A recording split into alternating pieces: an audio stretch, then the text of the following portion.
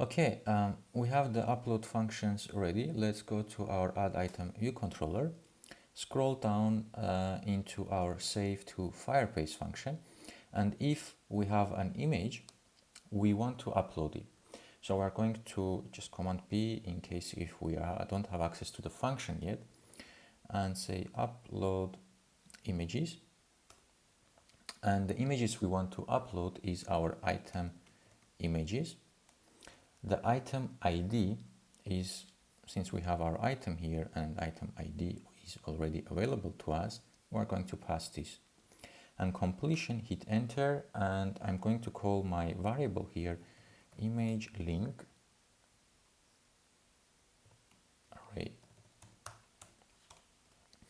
All right, once we have received image link array, we want to say item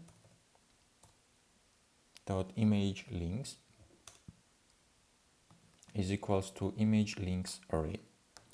And then we want to save our item to Firestore. So we say save item to Firestore, and we're going to pass our item the same way that we did before. And also we want to say self dot pop the view, because once we are done, we want to go back to our initial view. So let's run our application, and we're going to test if this works. So if I go to my Firestore now, and if I refresh, you will see that we have nothing in our storage.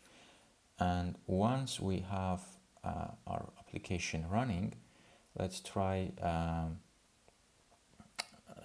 something here, a car, price 1,200, description we're going to keep, and I'm going to upload only one image. Let's do the waterfall here, click done, and click done here.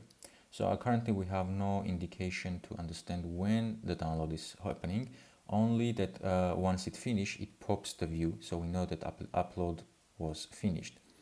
But if we refresh now, we're going to see one folder here, item images, and remember this is what we called our folder, item images.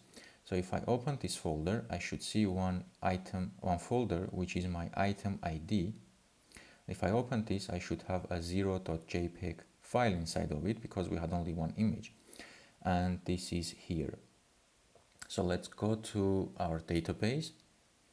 Our items, we should have two items now, and one of them doesn't have image link. This was the first one, and the second one has one image link, and this is the full link to my image that is stored in my Firebase storage. And you can see the file, the item name is car, and the price is 12,000. So our image saving is working. Let's just try to save more than one image just to see if it works.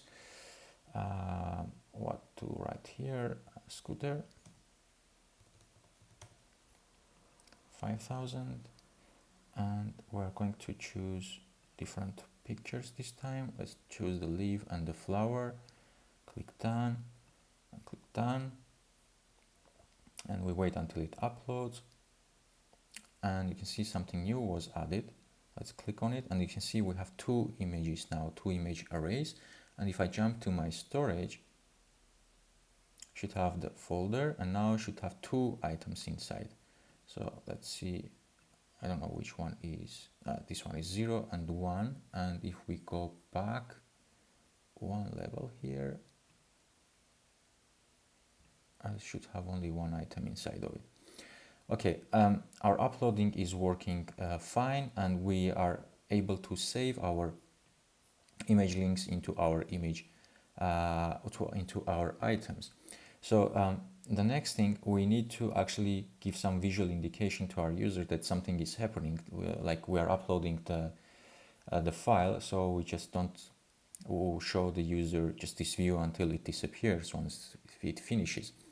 So in our next lecture, what we are going to do is to write some code using our activity indicator to show our user that something is actually happening.